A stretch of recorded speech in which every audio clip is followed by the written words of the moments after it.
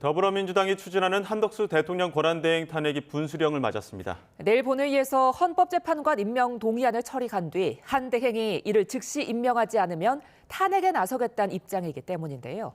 국회 취재기자 연결해 자세히 알아봅니다. 임성재 기자, 헌법재판관 임명 그리고 한대행 탄핵을 사이에 둔 여야의 입장 정리해 주시죠.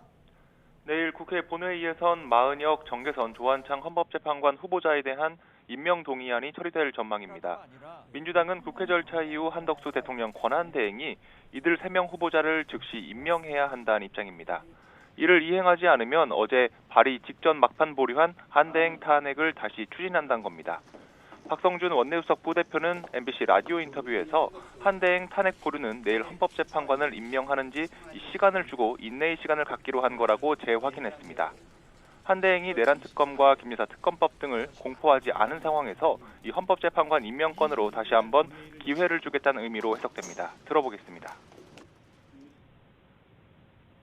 묵과할 수 없다라고 하는 부분이 있었기 때문에 즉각 탄핵 발의가 있었는데 그래도 국민과 함께 인내의 시간을 갖고 26일까지 한번 기다려보자라는 것이 저희 원내 지도부의 판단이었습니다.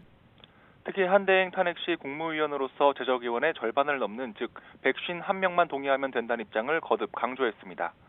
지난 3일 비상계엄 전후 한대행의 국무총리로서의 행적을 강조한 것 역시 이 같은 맥락으로 읽히는데 결국 한대행이 헌법재판관을 임명하지 않으면 내일 오후나 모레 오전 탄핵안을 낼 거로 보입니다. 국민의힘은 그러나 민주당의 이런 모습을 조폭 행태라고 비판할 정도로 한대행 탄핵 추진에 날선 반응을 보이고 있습니다. 대통령 탄핵 정국에서 한대행 탄핵은 국정 혼란을 자초할 뿐이라는 겁니다.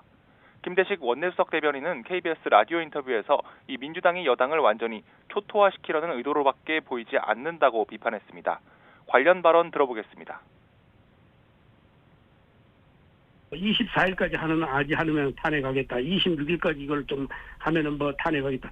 이런 것은 저는 입법의 이 독주고 이게 폭력이라고 저는 생각을 합니다.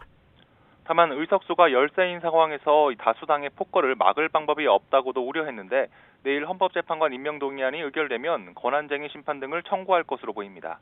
또 국민의힘은 민주당과 달리 한대행 탄핵을 위해선 이 대통령에 준하는 의원 200명의 동의가 필요하다고 주장하는 상황입니다.